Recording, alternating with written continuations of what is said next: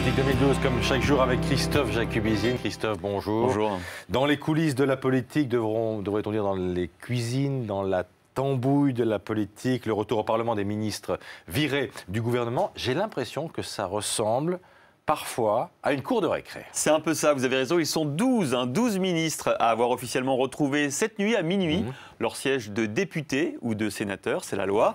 Et vous avez raison, ce retour a un petit peu des airs de rentrée potache, avec pour commencer la bataille des bureaux. Un peu, vous savez, comme quand on est gamin, on se bat pour avoir soit la place près du radiateur, soit celle près de la maîtresse si on est un petit peu faillot.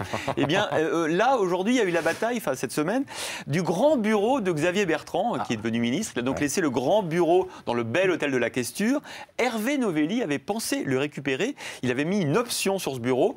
Pas touche, a répondu Jean-Louis Borloo, l'ancien ministre d'État qui a failli devenir Premier ministre, a revendiqué la place. Évidemment, il l'a eu. Et puis Jean-François Copé aussi a visé, lui, un petit bureau, petit mais stratégique, juste en face de l'une des entrées de la salle Colbert, le lieu stratégique, vous savez, où se déroule tous les mardis, notamment la réunion de groupe UMP entre les ministres et les députés. Copé voulait faire de la salle Colbert un peu son annexe, sa salle de réunion. Il a donc préempté le petit bureau qui est juste à côté. Bon, comment ils vont, nos anciens ministres ? Mal, Christophe, très mal. C'est dur de ne plus être ministre.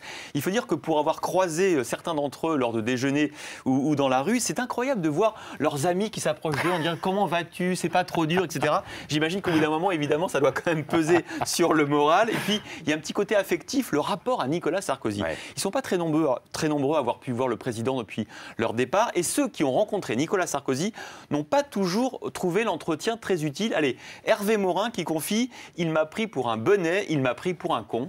C'est Hervé Morin qui dit ça. Un autre ministre qui préfère, lui, rester anonyme, explique qu'il n'a pas compris l'entretien. Nicolas Sarkozy n'a pas arrêté de me dire que j'étais formidable.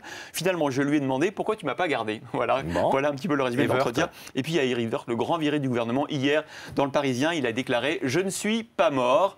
On est content. Bienvenue à l'Assemblée, Éric Woerth. Alors, que vont-ils faire justement à l'Assemblée ou au Sénat? Alors évidemment, là, c'est beaucoup plus intéressant. On guette surtout d'ailleurs le retour de Jean-Louis Borloo, son retour depuis 2002, puisqu'il a été 8 ans ministre. Que va-t-il faire de ce nouveau tremplin? Va-t-il constituer un groupe autonome de l'UMP en regroupant radicaux et centristes? Pas sûr. En tout cas, on aimerait bien, Christophe, être une petite souris tout à l'heure pour assister au premier face-à-face entre Jean-Louis Borloo et François Fillon, le Premier ministre. Les deux, vous savez, se sont battus pour Matignon. Ils vont se retrouver tout à l'heure dans la salle Colbert. C'était Christophe Jacubizine. Merci beaucoup Christophe et à demain. Et puis